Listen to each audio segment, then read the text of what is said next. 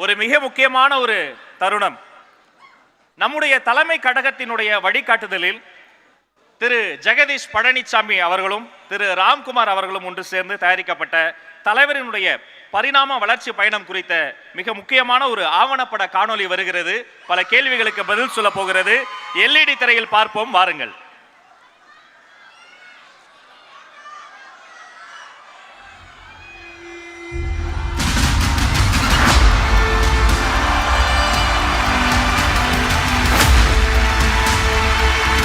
யாரு மேல யாரு கீழே அப்படின்ற பாகுபாடெல்லாம் எப்போ நம்ம பார்க்க போறதே இல்லை. நம்மளை பொறுத்த வரைக்கும் நம்ம எல்லாருமே ஒண்ணுதான், நம்ம எல்லாருமே சமம் தான். அதனால என் நெஞ்சில் கொடி இருக்கும்.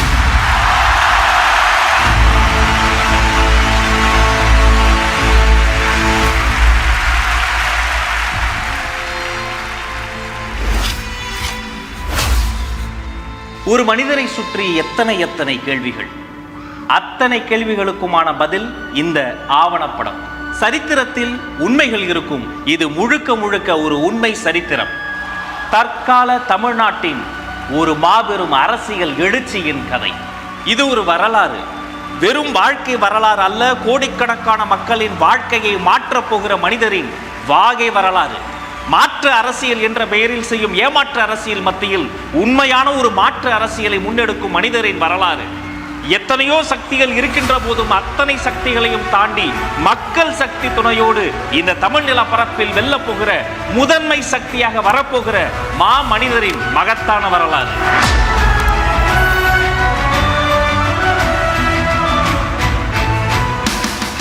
தளபதியின் பயணம் இன்று நேற்று தொடங்கியது கிடையாதுங்க. அவருடைய வாழ்க்கை என்பதே தனி வரலாறு.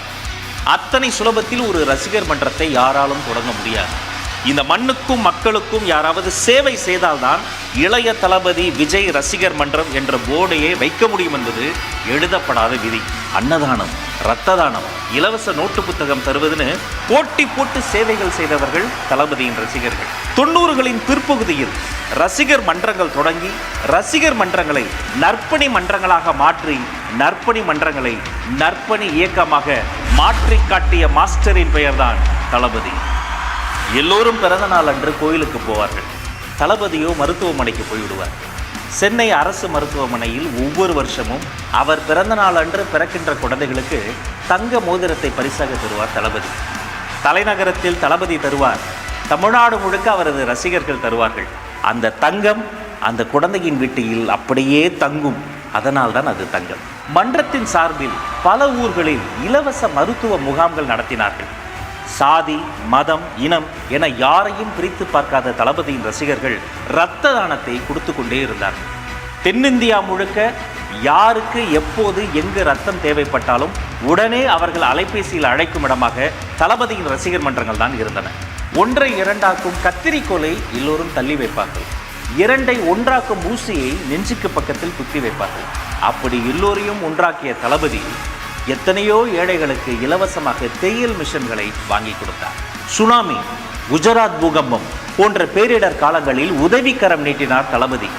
அதோடு உண்டியலை ஏந்தி தெரு தெருவாக அலைந்தார் தளபதி. அதை பார்த்து லட்சக்கணக்கான ரசிகர்களும் களத்தில் இறங்கினார்கள். களத்தில் இறங்கி உதவி செய்வது தளபதியின் DNAவிலேயே இருக்கிறது. 2004ஆம் ஆண்டு கும்பகோண தீ விபத்தில் பிஞ்சு குழந்தைகள் கருகி போயின. மடியில் வைத்து மகிழ்ந்த குருத்துகளை இழந்து விட்டோமே என்று தவித்து போனார் தளபதி. இனி இப்படி ஒரு விபத்து நிகழ்ந்து விடக்கூடாது. எதில் வேண்டுமானால் விளையாடுங்கள், குழந்தைகளின் பாதுகாப்பு விஷயத்தில் விளையாடாதீர்கள். இது ஒரு எழுகை மணி என்று காத்திரமான எழுத்துகளால் ஆத்திரமான அறிக்கையை வெளியிட்டார் தளபதி. உணவு உண்ணும் ஒவ்வொருவரும் கொண்டாடும் ஒரு விழா பொங்கல் திருவிழா. அதையொட்டி இந்திய அரசு வெளியிட்ட சிறப்பு தபால் தலை. 2006ஆம் ஆண்டு அதை வெளியிட்டது அன்றைய பிரதமர். அதை முதலில் பெற்றுக்கொண்டது நம்முடைய தளபதி. இஸ்திரி போடும் தொழிலாளியின் வயிற்றில் சுருக்கங்கள் என்ற ஒரு ஹைக்கூ கவிதை இருக்கிறது. ஒரு இஸ்திரி பெட்டி என்பது பல பேர் குடும்பத்தையே மாற்றக்கூடியது. அந்த இஸ்திரி பெட்டியில் தொடங்கி மிதிவண்டியில் இருந்து மாற்றுத்திறனாளிகளை சமூகத்தின் மாற்றும் திறனாளியாக மாற்றக்கூடிய முச்சக்கர வண்டிகளில் இருந்து நோட்டு புத்தகத்தில் இருந்து அரிசி பருப்பில் இருந்து எத்தனையோ உதவிகளை தாராளமாய் கிள்ளி அள்ளி கொடுத்தவர் தான் நம்முடைய தலைவர் தளபதி. தொடர்ச்சியான சமூக சேவைகளின் பின்னர் மன்றம் இயக்கமாக மாறியது. நமக்கென்று ஒரு தனித்த அடையாளம் வேண்டும் என்பதற்காக தனி கொடியை அறிமுகம் செய்தார் தளபதி. ரசிகர்களுக்கு இதயத்தில் இடத்தை கொடுத்தார், உதவி செய்யும் குணத்தை கொடுத்தார், அவர்களுக்கென்று அன்றே தனி கொடியையும் கொடுத்தார். அதுதான் உழைத்திடு உயர்ந்திடு உன்னால் முடியும். அருப்புக்கோட்டை, ஈரோடு, பொள்ளாச்சி, கிருஷ்ணகிரி, வேலூர், தஞ்சாவூர், மதுரை, திருச்சி, பாண்டி, புதுக்கோட்டை, தமிழகத்தின் பல ஊர்களுக்கும் நேரில் வந்து நலத்திட்ட உதவிகளையும் செய்தார். ஹீரோவா ஜீரோவா என்ற விழிப்புணர்வு காணொளியில் நடித்து கல்வி சார்ந்த முன்னெடுப்பிற்கு உறுதுணையாக நின்றார். மைதானத்தில் மட்டுமல்ல, படிப்பிலும் கில்லியாக இருக்க வேண்டும் என்று பள்ளி கல்வி முக்கியத்துவத்தை மாணவர்களுக்கு சொல்லிக் கொடுத்தார். 2008ஆம் ஆண்டு காலத்தின் கருப்பு பக்கங்கள். தொட்டுவிடும் தூரத்தில் தொப்புள் குடி தமிழர்கள் கொத்து கொத்தாய் செத்து கொண்டிருந்தார். துடித்து போனார் தளபதி. சேப்பாக்கத்தில் உண்ணாவிரத போராட்டத்தை தொடங்கினார். தமிழ்நாடு முழுக்க தலைவரை பின்பற்றும் அவருடைய ரசிகர்கள் 37 இடங்களில் உண்ணாவிரத போராட்டத்தை தொடங்கினார்கள். பின்குறிப்பு: இது ஒரு உண்மையான உண்ணாவிரத போராட்டம். ஈழத் தமிழர்களுக்காக நடைபெற்ற நடிகர் சங்க போராட்டங்களில் ஒன்றில் மேடையேறிய தளபதி பிரதமருக்கு தந்தியடிக்க சொன்னார். ஒரே இரவில் பிரதமருக்கு 25,000 தந்திகள் பறந்தன. ஒரு கல்வி சாலை திறக்கப்படும் போது ஒரு சிறைச்சாலை மூடப்படுகிறது என்பார்கள். ஏழை மாணவர்களுக்காக ஓசூரில் இலவச பள்ளிக்கூடத்தை திறந்து வைத்தார் தளபதி. யாரும் மற்ற மக்களுக்கு நான் இருக்கிறேன் என்பார் தளபதி. அந்த காலகட்டத்தில் எத்தனையோ ஏழை பெண்களுக்கு அன்னை இருக்க வேண்டிய இடத்தில் அண்ணனாக அவர் இருந்து 51 சீர்வரிசைகள் தந்து பற்பல ஊர்களில் எத்தனையோ இலவச திருமணங்களை நடத்தி வைத்த தலைவர்தான் நம்முடைய தளபதி. உலகமே ஒரு உருண்டை என்பார்கள். அந்த உருண்டையை ஒரு சதுரத்துக்குள் அடைத்து விட்டார்கள். அதுதான் கம்ப்யூட்டர். எத்தனையோ ஏழை குழந்தைகளுக்கு அது எட்டாக்கனியாகவே இருந்தது. அதை உணர்ந்துதான் தமிழ்நாடு முழுக்க எங்கெல்லாம் முடியுமோ அங்கெல்லாம் இலவச கணினி மையங்களை திறந்து வைத்தார் தளபதி. மாணவர்கள் பிரச்சனை மட்டுமா, மீனவர்களின் பிரச்சனைக்கும் களத்தில் இறங்கினார் தளபதி. எல்லோரும் மீனை சுட்டு சாப்பிடுவார்கள். இலங்கை கடலில் தமிழ் மீனவர்களை சுட்டு கொன்று கொண்டிருந்தார்கள். அதை கண்டித்து அதே ஆண்டு நாகப்பட்டினத்தில் பொதுக்கூட்டம் நடத்தினார் தளபதி. அந்த நாகப்பட்டினம் பொதுக்கூட்டத்தினுடைய தலைப்பின தெரியுமா? பனைமர படகு பாடையாகும் கொடுமை. அந்த கூட்டத்தில் தான் தளபதி பேசினார். புலியை முரத்தால் அடித்து விரட்டிய புறநானூற்று தமிழச்சியின் தாய்ப்பால் குடித்த பரம்பரையில் பிறந்தவர்கள் நாங்கள் புலி குட்டிகள் என்று உருமினார். அந்த காலகட்டத்தில் தான் தமிழ்நாடு சட்டமன்ற தேர்தல் வருகிறது. அன்றைய சூழலை அலசி ஆராய்ந்து துணிச்சலாக ஆளும் கட்சிக்கு எதிராக நமது இயக்கத்தின் சார்பில் பல்வேறு பணிகள் மேற்கொள்ளப்பட்டன. அரசியல் நாகரிகத்தை எப்போதும் கடைபிடிக்கும் தளபதி தேர்தலுக்கு பின்னர் முதலமைச்சரையும் நேரில் பார்த்தார், எதிர்க்கட்சி தலைவரையும் நேரில் பார்த்தார். இன்று அரசியல் பேசும் பலரும் அன்று பள்ளிக்கூடம் படித்துக் கொண்டிருந்த காலத்திலேயே தனது ரசிகர்களுக்கு அரசியல் பாடங்களை கற்றுக் கொடுத்தவர் தளபதி. அடுத்து சேலத்தில் இயக்கத்தின் பொதுக்கூட்டம். அங்கு பேசும்போது முக்கியமான ஒரு செய்தியை சொன்னார் தளபதி. நான் மருத்துவமனைக்கு போய் மோதிரம் போடுவது பெரிய விஷயம் இல்லை. என் ரசிகர்கள், நீங்கள் மருத்துவமனைகளுக்கு சென்று மோதிரம் பெறுகிறீர்களே, இது ரொம்ப பெரிய விஷயம். இத்தனை நாட்கள் உங்களால் நான் வளர்ந்தேன், இனி என்னால் நீங்கள் வளர்வீர்கள் என்று அன்றே சொன்னார் தளபதி. ஒரு பக்கம் படப்பிடிப்பு, இன்னொரு பக்கம் நலத்திட்ட உதவிகள் என்று தொடர்ந்து செயல்பட்டு கொண்டே இருந்தார் தளபதி. தானே புயலால் பாதிக்கப்பட்ட கடலூருக்கு நேரில் வந்து நிவாரண உதவிகளை செய்தார். தமிழ்நாட்டின் பல ஊர்களுக்கும் நேரில் சென்று மக்களை சந்திப்பது தளபதியினுடைய பழக்கம். மதுரைக்கு சென்று வேலாயுதம் படத்தின் பாடல் வெளியீட்டில் பங்கேற்றார். அன்றே கூடிய கூட்டத்தை பார்த்து திக்குமுக்காடி போனது காவல்துறை. நெஞ்சில் குடியிருக்கும் பார்த்து திக்குமுக்காடி போனது காவல்துறை. நெஞ்சில் குடியிருக்கும் 2012ஆம் ஆண்டே கல்வி விருதுகள் கொடுத்து மாணவர்களை ஊக்கப்படுத்தினார். விளம்பரமே இல்லாமல் வேலைகளை செய்து கொண்டே இருப்பது தளபதியினுடைய வழக்கம். வெறும் சினிமா மட்டுமல்ல, தன்னுடைய ஒவ்வொரு அசைவிலும் சமூக கருத்தை ஆழமாக பதிவு செய்து கொண்டே வந்தார் தளபதி. தன்னை உருவாக்கிய சினிமா துறைக்கு சேவை வரி எத்தனை சுமையானது என்பதை உணர்ந்து அதை எதிர்த்து அன்றே பிரதமருக்கு கடிதம் எழுதினார் தளபதி. நண்பன் படத்தின் பாடல் வெளியீட்டு விழாவை கோவையிலும், கத்தி படத்தின் 50வது நாள் விழாவை நெல்லையிலும் நடத்தி அந்தந்த ஊர் மக்களை அந்தந்த ஊருக்கே போய் சென்று சந்தித்தவர் தான் தளபதி. சிவகாசி, திருநெல்வேலி, ஈரோடு, புதுக்கோட்டை, திருச்சி, மதுரை, விழுப்புரம், பாண்டிச்சேரி என தமிழகம் முழுக்க பல ஊர்களுக்கு நேரில் வந்து நலத்திட்ட பணிகளை செய்தவர் தான் தளபதி. டிமானிட்டைசேஷன் இதை அறிவித்த உடனே பலரும் சில்லறையை சிதற விட்டாங்க. எதையும் பொறுமையாக நிதானமாக அணுகக்கூடிய நம்முடைய தளபதி சில நாட்கள் பொறுத்திருந்து ஆராய்ந்து ஊடகங்களை சந்தித்தார். நோக்கம் சரியாக இருந்தாலும் அதன் தாக்கம் எவ்வளவு மோசமாக இருக்கிறது என்று துல்லியமாக சுட்டிக்காட்டினார். ஒரு நோக்கம் பெருசாக இருக்கும்போது அதுக்கான பாதிப்புகள் கொஞ்சம் இருக்க தான் செய்யும். ஆனால் என்ன ஒன்று, அந்த பாதிப்புகள் வந்து அந்த நோக்கத்தோடு அதிகமாக ஆகிடக்கூடாது அப்படின்றது தான் நம்ம பார்த்துக்கணும். நான் ஆச்சரியப்பட்டு வியந்து போகிற விஷயமே, எந்த பிரச்சனையிலும் எந்த காலகட்டத்திலும் இந்த மனுஷன் எடுத்த ஸ்டாண்ட் ஒருபோதும் தவறாக போனதே இல்லைங்க. மெர்சல் திரைப்படத்தின் தருணத்தை யாரால் மறக்க முடியும்? ஒரு மதிப்பிற்குரிய அரசியல் தலைவர், இவர் விஜய் அல்ல ஜோசப் விஜய் என்று சொல்லி புலனாய்வு புலியா மாறி ஆதார் கடையெல்லாம் வெளியிட்டார். அதே நாள் ஜோசப் விஜய் என்று பெயர் போடப்பட்ட லெட்டர் பேடிலேயே ஆமா நான் ஜோசப் விஜய் தான் என்று சொல்லும் விதமாக பதிலடி தந்தார் தளபதி. சினிமா என்பது ஒரு மொழி கலாச்சாரத்தினுடைய வெளிப்பாடு என்று தளபதியை ஆதரித்து மதிப்பிற்குரிய திரு ராகுல் காந்தி அவர்கள் ட்வீட் செய்தார். பனிநாடுகளில் மனிதனுக்கு துணையா வேட்டை நாய்கள் உண்டு, பாலைவனங்களில் மனிதனுக்கு துணையா ஒட்டகங்கள் உண்டு. எந்த துணை விலங்குக்கும் யாரும் விழாக்கள் எடுப்பதில்லை. உழவுக்கு துணையா இருக்கிற மாட்டுக்கும் சேர்த்து மாட்டுப் பொங்கல் கொண்டாடக்கூடியது தமிழினம். அந்த மாட்டுக்கு நீதி கேட்டு மனிதர்கள் போராடியது தான் 2017 ஜல்லிக்கட்டு போராட்டம்.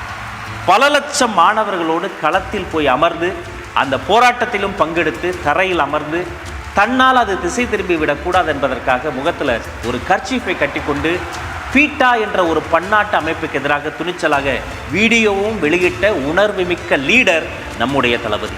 இது சம்பந்தமாக கைது செய்யப்பட்டவங்களை வெளியே அனுப்பிட்டா நான் சந்தோஷப்படுறேன். இவ்வளவுக்கும் காரணமான அமைப்பை வீட்டுக்கு அனுப்பிட்டா தமிழ்நாடு சந்தோஷப்படுறேன். +2 பப்ளிக் எக்ஸாமில் 1200க்கு 1176 மார்க்குகளை வாங்கி குவித்த அரியலூர் அனிதா மருத்துவர் ஆக முடியவில்லை. நீட் என்ற ஒரு தேர்வு அரியலூர் அனிதாவை கொன்றது. அரியலூர் அனிதாவின் வீட்டிற்கே நேரில் சென்றார் தளபதி. நானும் ஒரு தங்கையை பறிகொடுத்தவன் தான், அனிதாவும் என்னுடைய தங்கை தான் என்று அவர்கள் துக்கத்தில் பங்கெடுத்து துணையாக நின்றார் தளபதி. நமக்கெல்லாம் வாழ்க்கையில் என்றாவது ஒரு நாள் வக்கீல் தேவைப்படுவார், ஒரு நாள் மருத்துவர் தேவைப்படுவார். ஒவ்வொரு நாளும் ஒவ்வொரு வேளை உணவையும் உண்ண விவசாயி தான் தினந்தோறும் தேவைப்படுவார். 2017ஆம் ஆண்டு பிகைன் உட்ஸ் நிறுவனம் தளபதிக்கு தங்கப்பதக்கம் தந்தது. அந்த தங்கப்பதக்க மேடையில் கூட தன்னை பற்றி பேசாது இந்த மண்ணை காக்கும் விவசாயிகள் குறித்து பேசினார் தலைவர். நம்ம எல்லாருமே நல்லா இருக்கணும்னு நினைக்கிறவங்க நல்லா இல்லைங்க. விவசாயிங்க இந்தியா இந்த வல்லரசு ஆகணும், அதாகணும், இதாகணுன்றதெல்லாம் கூட அப்புறங்க. முதல்ல விவசாயிங்க நல்லா வாழ்கிற அரசாக மாறணும். 2018ஆம் ஆண்டு தூத்துக்குடியில் ஒரு ஆலைக்கு எதிராக அப்பாவி தமிழர்கள் 100 நாட்கள் போராடினார்கள். சொத்து சுகத்திற்காக போராடவில்லை, சுத்தமான காற்றுக்காகவும் நிலத்தடி தண்ணீருக்காகவும் போராடினார்கள். 100வது நாள் நீதி கிடைக்கும் என்று அவர்கள் போன இடத்தில் அநீதி கிடைத்தது. தங்கை ஸ்னோலின் உட்பட பலரும் சுடப்பட்டு இறந்தார்கள். இறந்தவர்களின் வீட்டிற்கு பைக்கில் நள்ளிரவில் சென்று அவர்கள் வீட்டின் தரையில் அமர்ந்து உங்களுக்கு நான் இருக்கிறேன் என்று அவர்கள் துக்கத்தில் பங்கெடுத்தார் தளபதி. கஜா புயல் வந்து இந்த மண்ணின் மக்கள் பாதிக்கப்பட்ட போது மன்ற பொறுப்பாளர்களுக்கு நேரடியாக நிதி கொடுத்து நேரடியாக அந்த மக்களுக்கு போய் உதவி செய்ய சொன்னவர் தான் தளபதி. கடவுள் வாழ்வது எங்கே? சக மனிதன் மீது நாம் காட்டக்கூடிய கருணையில் வாழ்கிறார். 2019ஆம் ஆண்டு சர்க்கார் பட பாடல் வெளியீட்டு விழா. அந்த மேடையில் தளபதி பேசியது தலைப்பு செய்தியாய் மாறியது. முதலமைச்சரானா நீங்க என்ன பண்ணுவீங்க? நிஜத்தில் முதலமைச்சராக நடிக்க மாட்டேன். டிஜிட்டல் பேனர் சரிந்து விழுந்து சுபஸ்ரீ என்ற மாணவி அகால மரணம் அடைந்தார். பிகில் திரைப்படத்தின் பாடல் வெளியீட்டு விழாவில் இதை சுட்டிக்காட்டி பேசி கவனக்குறைவாக இருக்கக்கூடாது என்பதை துணிச்சலாக பேசி தன்னுடைய படவிழா மேடைகளை கூட சமூக பிரச்சனைகளின் மீது வெளிச்சம் வீசும் சமூக மேடைகளாக மாற்றி காட்டியவர் தான் தளபதி. சுபஸ்ரீயோட அந்த இழப்பு இல்லை, இந்த நேரத்தில் அவங்களுடைய பேரண்ட்ஸுக்கும் அவங்களுடைய ஃபேமிலிக்கும் என்னுடைய ஆறுதலையும் வருத்தத்தையும் தெரிவிச்சுக்கிறேன். அடுத்த ஆண்டு நெய்வேலியில் முறைப்படி அனுமதி வாங்கி படப்பிடிப்பு நடந்து கொண்டிருக்கிறது. அந்த படப்பிடிப்பை நிறுத்த வேண்டுமென 10 பேர் சேர்ந்து எதிர்ப்பு தெரிவித்து போராடினார்கள். தளபதியை எதிர்த்து 10 பேர் வந்தால் ஆதரித்து எத்தனை பேர் வருவார்கள்னு தெரியும்ல.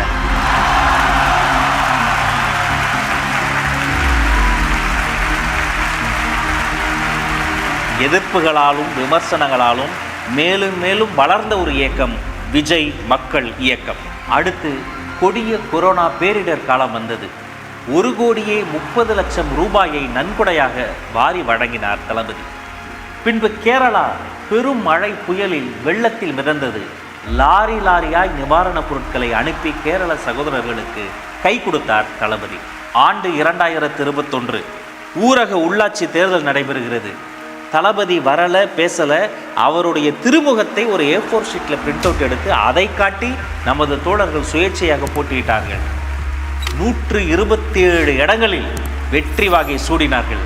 அந்த வெற்றியாளர்கள் புகைப்படம் எடுக்கிற போது கூட வென்ற அவர்களை நடுவில் உட்கார வச்சுட்டு ஓரமாக போய் அமர்ந்த உத்தமர் நம்முடைய தளபதி. அதன் பின்னர் தான் சட்டமன்ற தேர்தல் வந்தது. வாக்களிக்க சைக்கிளில் போனார் தளபதி. ஒரு சைக்கிள் பயணம் இந்தியாவின் தலைப்பு செய்தியாய் மாறியது. ஒவ்வொரு கட்சியும் அவருடைய பெயரை சொல்லி தங்களுக்கு விளம்பரம் தேடிக்கொண்டார்கள். ஆனால் விளம்பரத்தில் அல்ல, களத்தில் கவனம் செலுத்தினார் தளபதி. தன்னை நம்பிய ரசிகர்களை ஒவ்வொரு காலகட்டத்திலும் சரியாக முறையாக அரசியல்படுத்திக் கொண்டே வந்தார். அதை கவனிக்க தவறியது அடுத்தவர்களின் அறியாமை. ஒரு தவறு நடந்த பிறகு தண்டனை தருபவர் அல்ல தலைவர். தவறே நடக்காமல் தடுப்பவர் தான் நல்ல தலைவர். புதுக்கோட்டையிலும் பெரம்பலூரிலும் துப்பாக்கி சூடு பயிற்சி தளத்தில் நடந்த விபத்தை சுட்டிக்காட்டி அதுபோல் இனிமேல் நடக்காமல் தடுக்க வேண்டும் என்றார் தளபதி. புதுக்கோட்டை மாவட்டத்தில் பசுமலைப்பட்டி அப்படின்ற ஒரு இடத்துல புகழேந்தின ஒரு பையன், ஒரு 11 இயர்ஸ் இருக்கும்.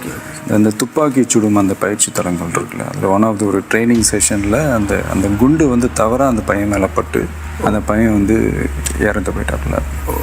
அதுக்கப்புறம் அந்த பயிற்சி தளத்தை மூடிட்டாங்க. அந்த பையனோட ஃபேமிலிக்கு நிவாரணம்லாம் கொடுத்தாங்க. அதில் உண்மையிலே பாராட்டுக்குரிய ஒரு விஷயம்தான். அதுக்கப்புறம் கூட பெரம்பலூர் சைடில் கூட அதே மாதிரி ஒரு இன்சிடென்ட் கூட நடந்தது. பட் நல்லவேளை அங்கே உயிர் சேதம் எதுவும் நடக்கல. சொல்கிறேன், இந்த மாதிரி விஷயத்துக்குலாம் அதுக்கான காரணங்கள் என்னென்னு கண்டுபிடிச்சிட்டு அது கொஞ்சம் முன்கூட்டியே தான் மாற்றி பண்ணால் நல்லாயிருக்கும். இலவச சட்ட ஆலோசனை மையம், ரொட்டிப்பால் முட்டை திட்டம், குருதியகம், விடியகம், பயிலகம், நூலகம், விலையில்லா விருந்தகம், விலையில்லா வீடு கட்டித்தரும் திட்டம், இப்படி ஒரு அரசாங்கம் செய்ய வேண்டிய வேலைகளை ஒரு தனி மனிதர் சத்தம் இல்லாமல் செய்து கொண்டே இருக்கிறார். அவர்தான் தளபதி.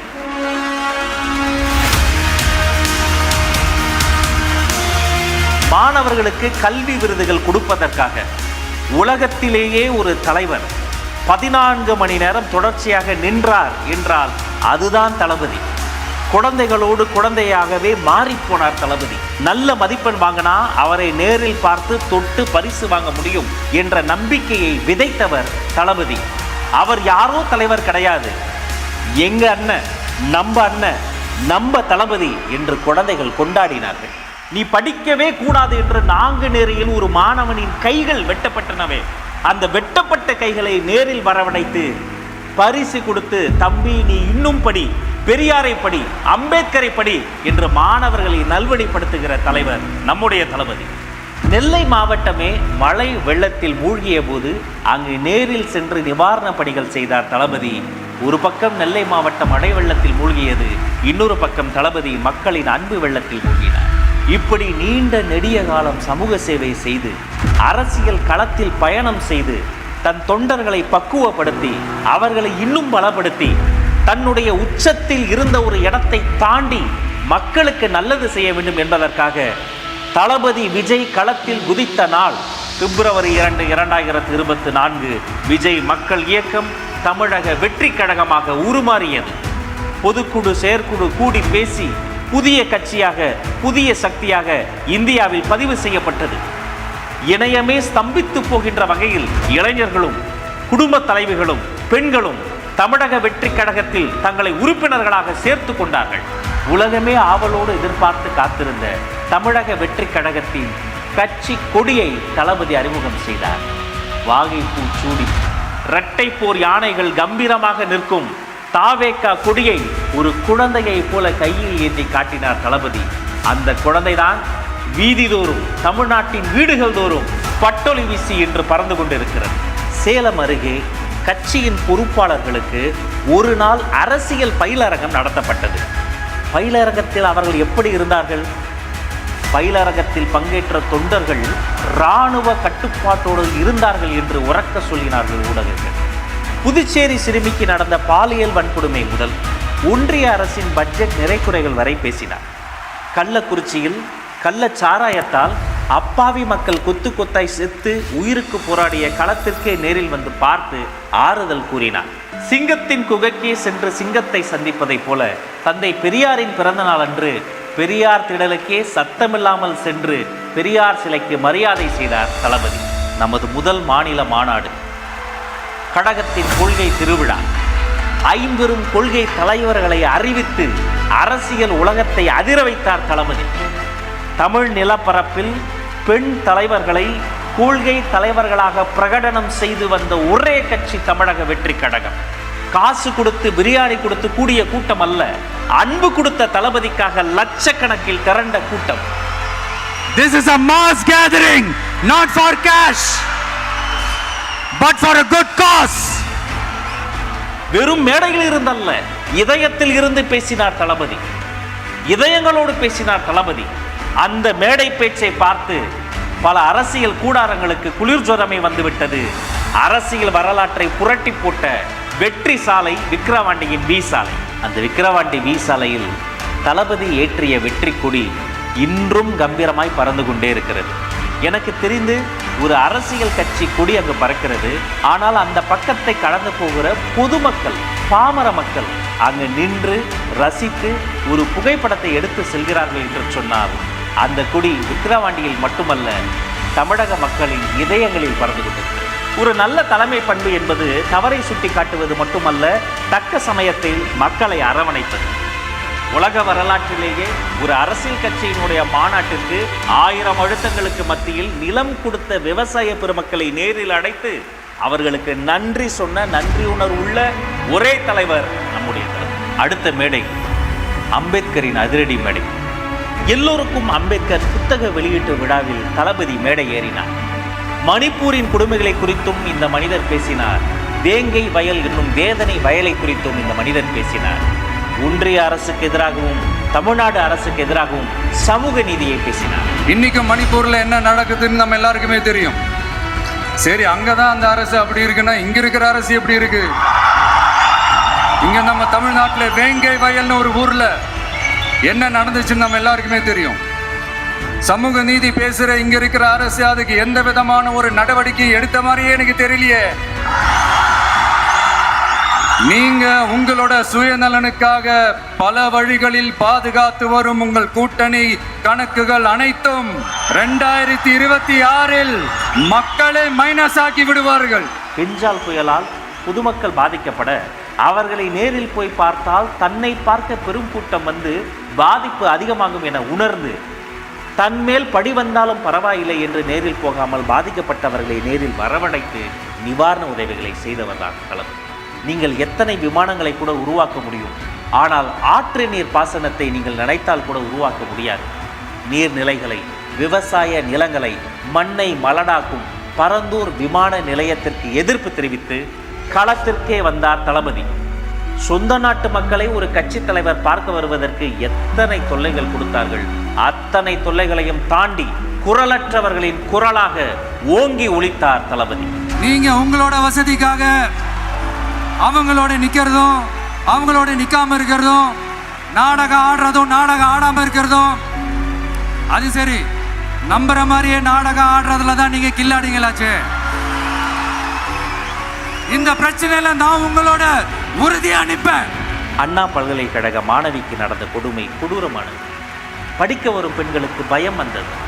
அச்சம் வேண்டாம், அண்ணன் நான் இருக்கிறேன் என்று தமிழ்நாட்டின் சிங்க பெண்களுக்கு தன் கைப்பட கடிதம் எழுதினார் தளபதி. தமிழக வெற்றி கழகத்தின் மகளிர் அணி தோழர்கள் தமிழகம் முழுவதும் அந்த கடிதத்தை கொடுத்தார்கள். கொடுக்க கூடாது என்று பயமுறுத்தினார்கள், அச்சமூட்டினார்கள், கொடுத்தவர்களை கைது செய்தார்கள். மனிதாபிமானம் இல்லாமல் அடைத்து வைக்கப்பட்ட நமது மகளிர் அணி தோழர்களுக்காக தானும் முன்வந்து கைதாகி அவர்களோடு நின்றார் பொதுச் செயலாளர் அண்ணன் ஆனந்த். தமிழகமே பரபரப்பானது. நமது படைபலத்தை நன்கு உணர்ந்தவர்கள் அன்றே அனைவரையும் விடுதலை செய்தார்கள். சீர்குலைந்துள்ள சட்டம் ஒழுங்கு, பெண்களினுடைய பாதுகாப்பை அனைத்து இடத்திலும் உறுதி செய்வது, தரப்படாமல் இருக்கிற தமிழ்நாட்டிற்கு தேவைப்படுகிற புயல் நிவாரணத்தை முழுமையாக தருவது உள்ளிட்ட கோரிக்கைகளை வலியுறுத்தி கவர்னர் மாளிகைக்கே சென்று மனு கொடுத்தார் நம்முடைய தலைவர். தளபதி அவர்கள் இந்தியாவின் அனைத்து முக்கிய தலைவர்களையும் நேரில் சந்தித்தவர். அன்றைய பிரதமர் மன்மோகன் சிங்கையும் சந்தித்தவர், இன்றைய பிரதமர் நரேந்திர மோடி அவர்களையும் சந்தித்தவர். எதிர்க்கட்சி தலைவர் ராகுல் காந்தியை சந்தித்து நட்பு பாராட்டியவர். தென்னிந்தியாவின் முக்கிய முதலமைச்சர்கள், எதிர்க்கட்சி தலைவர்கள், அனைத்து கட்சி தலைவர்களையும் நேரில் பார்த்து நட்பு பாராட்டிய அரசியல் நாகரிகத்தின் உச்சம் தலைவர் தளபதி. ஜனநாயக முறையில் எங்களை நம்பி பதவிகளை அல்ல பொறுப்புகளை கொடுத்தார் எங்கள் ஜனநாயகன். மன்ற நிர்வாகி, மருத்துவர், மாற்றுத்திறனாளி, ஆட்டோ ஓட்டுநர் என அனைவரும் மாவட்ட செயலாளராக இருக்கக்கூடிய ஒரே கட்சி தமிழக வெற்றி கழகம். இது ஓராண்டின் நிறைவல்ல, இன்னும் வரப்போகும் 100 ஆண்டு வரலாற்றின் தொடக்கம். நேற்று வந்தவர் அல்ல, காலம் காலமாய் களப்பணி செய்தவரின் வாழ்க்கை. ஊர் ஊராய் அலைந்து மக்கள் நல பணிகளை செய்தவரின் உண்மையான வரலாறு. குரலற்றவர்களின் குரலாக ஒலித்தவரின் கொள்கை கூட்டம். கோடிக்கணக்கான மக்களுக்கு நன்மை செய்தவருக்காக கோடிக்கணக்கில் தொண்டர்கள் திரண்டிருக்கும் கொள்கை குடும்பம். இது வெறும் ஆவணப்படம் அல்ல, சத்தமில்லாமல் சாதனைகள் செய்த தளபதி விஜய் என்னும் சரித்திரம்.